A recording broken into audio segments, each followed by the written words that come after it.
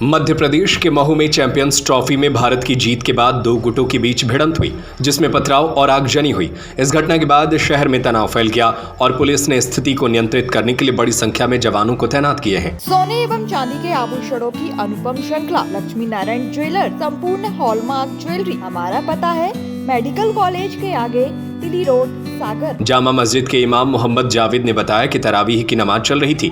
उसी समय जुलूस यहां से शोर शराबा करते हुए निकल रहा था।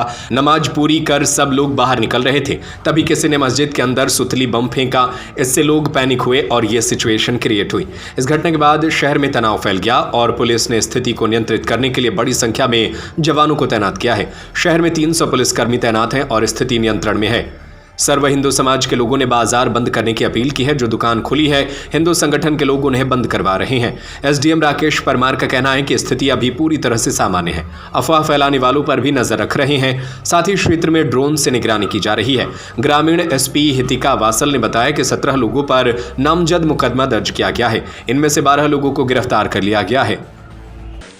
तरावी की नमाज चल रही थी, उसी बीच में जुलूस यहाँ से शोर शराबा करते हुए निकला और जब तक हम नमाज से फारिग होते, जब तक यहाँ शायद जुलूस का आखिरी हिस्सा बचा हुआ कुछ होगा, नमाज के लिए नमाज से फारिग होकर निकल ही रहे थे तो किसी ने बम अंदर की तरफ फेंका।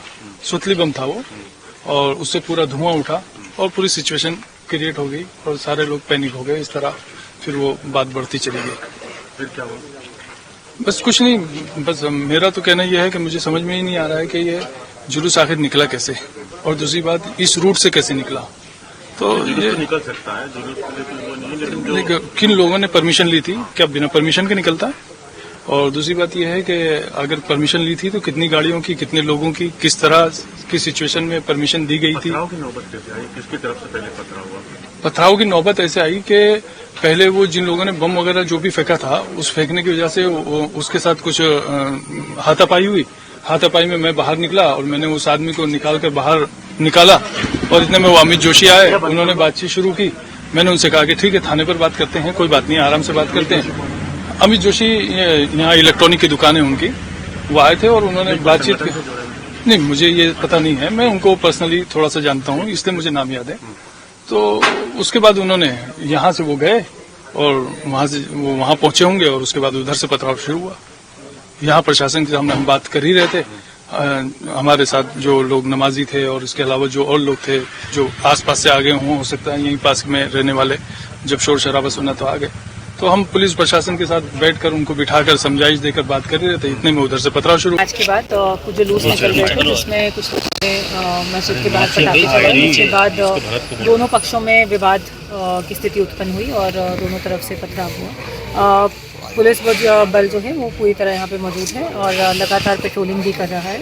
अभी यहाँ पे पूरी तरह से शांति बनी हुई है। मैडम, कितने लोगों को भी चिन्हित किया गया है? क्या कुछ अभी जानकारी मिली? अभी कुछ लोगों को चिन्हित किया हुआ है और उन पे पुलिस बहुत सख्त कार्रवाई भी कर रही है। पुलिस उनको अभी रात को ही उनको पकड़ेगी भी, और बाकी लोगों को भी आपके माध्यम से मैसेज भी देना चाहती है कि कोई भी किसी तरह की अफवाह में ना विश्वास करे और ना ही कोई तरह की अफवाह फैलाए। कितने लोग घायल हुए हैं? अभी यहाँ पे 3 लोग के घायल होने की सूचना मिली है, जो कि क्या कहते हैं। शुरुआत कैसे हुई थी मैम, थोड़ा सा बताइए, और कहाँ की से शुरुआत हुई थी? जैसे मैंने बताया कि न्यूजीलैंड और इंडिया के मैच के विक्ट्री के बाद एक जुलूस, कुछ जुलूस निकल रहे थे। यहाँ पे दो पक्षों के बीच में तनाव हुआ है और कुछ आगजनी और कुछ पथराव की घटनाएं हुई हैं। अभी स्थिति पूरी तरह काबू में है, पूरी तरह शांति है यहाँ पे, और मैं सभी को ये सख्त रूप से बताना चाहूँगा कि कोई भी किसी अफवाह पर ध्यान न दे और किसी भी तरह से कानून व्यवस्था को अपने हाथ में लेने का प्रयास ना करे। घटना क्या थी? घटना यहाँ पे जो जुलूस निकला था मैच के संबंध में, उसमें जुलूस के दौरान कुछ उसमें तनाव की स्थिति उत्पन्न हुई। इसके बाद जो है उसमें पथराव और आगजनी की घटनाएं हुई है। सर, कितनी गाड़ियाँ जली है अब तक? कितना नुकसान हुआ है? क्या कुछ इस पूरे का अंदाज़ा अभी लगाया जा रहा है और जो है इसमें जो वैधानिक कार्रवाइयाँ हैं वो पूरी करेंगे हम अभी, और उसके अनुसार जिसमें जो लोग दोषी पाए जाएंगे उस पर भी हम कड़ी कार्रवाई करेंगे। पथराव किस तरफ से हुआ था सर, और कितने इलाकों में हुआ है? 4-5 स्पॉट्स हैं जो शहर के मध्य में, जहाँ पे पथराव की घटना हुई है। किनकी तरफ से हुआ था? ये पूरा असर्टन किया जा रहा है अभी, और जो है पूरा यहाँ पे दोनों तरफ से पथराव हुए हैं और इसमें अभी हम लोग आगे भी सब पूरे FIR करेंगे। जितने भी लोग इसमें जिम्मेदार हैं उन पर कार्रवाई भी सर, करेंगे। क्या कोई लोग घायल भी हुए सर? कितने लोग हुए? कुछ लोग इसमें घायल हुए हैं, जो कि कुछ इसमें रेफर भी हुए हैं, तो अभी MIS में उपचार होता है। सर बताया जा रहा है कि कोई जिला बदर व्यक्ति था, 2 बार जिला बदर पुलिस कर चुकी है, उसका वीडियो भी सामने आ रहा है और वो कह रहा है खुले इससे कि मेरे को कानूनी व्यवस्था मतलब भी बना लो वीडियो, बताओ तो होगा इस तरह। नहीं, इसमें जितने भी वीडियोज़ हैं, जितने भी इसमें जिनमें की संलिप्तता है, उनको जो है कड़ी उन पर कार्रवाई होगी और आगामी घंटों में जो है इसमें हम पूरी इसमें कार्रवाई संपादित कर लेंगे। जुलूस जो था ये मस्जिद के सामने पहुंचा था और आपत्तिजनक नारे लगाए थे, ऐसा कुछ मामला सामने आया? पूरी अभी चीज़ें अभी स्पष्ट कर रहे हैं हम अभी इसमें प्रारंभिक विवेचनाएं चल रही हैं और पूरा घटनाक्रम उसमें साफ हो जाएगा, उसके बाद हम आपको सर, कितना फोर्स लगाया गया है अभी?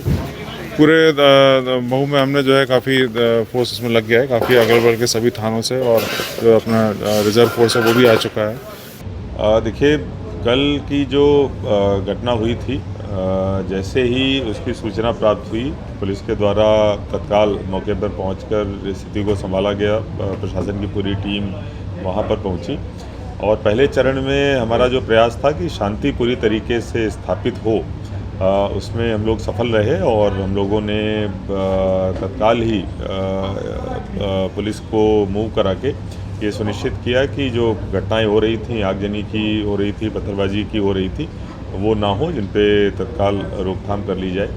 उसके बाद में फिर जो चिन्हांकन है कि कौन कौन से लोग इसमें शामिल थे, किस तरीके से घटना की शुरुआत हुई, इसकी तफ्तीश भी चालू की और जो FIR हुई थी उसके आधार पर अभी तक जो अंतिम जानकारी मैंने ली थी कि 13 लोगों को उसमें गिरफ्तार भी किया गया है। कुछ लोगों के खिलाफ हम लोग रास्ता की भी कार्रवाई करेंगे। कुछ अन्य भी FIR इसमें लॉन्च होने की संभावना है, जिस तरीके से लोग आ रहे हैं और वीडियोस देख रहे हैं। कुल मिला के अभी पूरी तरीके से शांति स्थापित है और हमारी तरफ से जो भी कार्रवाई बनती है, वैधानिक कार्रवाई बनती है, वो कड़ी से कड़ी कार्रवाई की जाएगी, जिससे भविष्य में इस प्रकार की घटनाओं की पुनरावृत्ति ना हो और कोई भी एक भी जो जिम्मेदार व्यक्ति है उसको बख्शा नहीं जाएगा। जहाँ तक बंद आदि कराने वाली बात है, मुझे लगता है इसकी कोई भी आवश्यकता नहीं है, क्योंकि शांति स्थापित है, प्रशासन अपना काम कर रहा है और जो भी दोषी हैं उनमें से किसी को भी बख्शने का कोई सवाल पैदा नहीं। सर, ऐसी घटनाओं को लेकर सोशल मीडिया पे जरूर वायरल हो जाता है सर, ऐसे लोगों को भी अगर कोई सोशल मीडिया पे पहले से ही 144 के इस प्रकार के निर्देश हैं कि अगर कहीं कोई अफवाह फैलाता है या इस प्रकार की चीज़ सामने आती है तो उसके खिलाफ कार्रवाई बनती है। आपके माध्यम से मैं सबसे अपील करता हूं कि कृपया इस प्रकार की अफवाहों से बचें और सोशल मीडिया का इस्तेमाल अफवाहों को फैलाने के लिए ना करें, क्योंकि इसके लिए आपके खिलाफ कार्रवाई भी हो सकती है। इसमें कुछ घायल भी हुए हैं? देखिए, 4 घायलों की सूचना जैसे ही प्राप्त हुई थी उनको MI हमारे द्वारा भेजा गया था। अभी उनकी हालत ठीक है, कोई सीरियस इंजरी नहीं थी।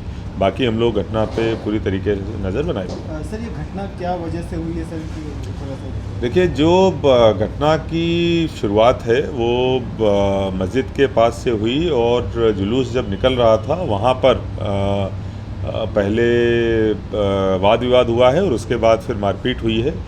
किन परिस्थितियों में हुई है, कहाँ से इसकी शुरुआत हुई है, कौन कौन से लोग जिम्मेदार थे, ये अभी जब जांच होगी उसमें सामने निकल कर आएगा। लेकिन मोटी मोटी चीज़ जो निकल के आई है कि जो जुलूस निकल रहा था, अलग अलग टुकड़ों में निकल रहा था, कोई ऐसा एक सिंगल जुलूस नहीं था। उसमें से एक ग्रुप के साथ में इसकी शुरुआत हुई है। पटाखे फोड़ने को लेके या अन्य किसी घटना को लेके पहले इसकी शुरुआत हुई है, उसके बाद में फिर इसने बड़ा रूप ले लिया। ये सारी चीज़ें अभी हमारी जांच में सामने आएंगी। ये लगातार बनी रहेगी हमारी अभी कुछ समय तक, क्योंकि आगामी त्यौहार सामने है। निश्चित रूप से चूंकि स्थिति अभी तनावपूर्ण है, इसीलिए पुलिस का डिप्लॉयमेंट वहाँ पर अच्छे तरीके से रहेगा और प्लस अन्य भी जो कार्रवाइयाँ हैं, चाहे वो प्रतिबंधात्मक कार्रवाई हों या फिर जो अपराधियों के खिलाफ कार्रवाई है, वो लगातार अभी चालू रहेगी। सोने एवं चांदी के आभूषणों की अनुपम श्रृंखला लक्ष्मी नारायण ज्वेलर्स, संपूर्ण hallmark jewellery, antique, Kundan, polki, Italian jewellery, IGI द्वारा प्रमाणित डायमंड ज्वेलरी एवं राशि रत्न। हमारा पता है मेडिकल कॉलेज के आगे, तिली रोड, सागर।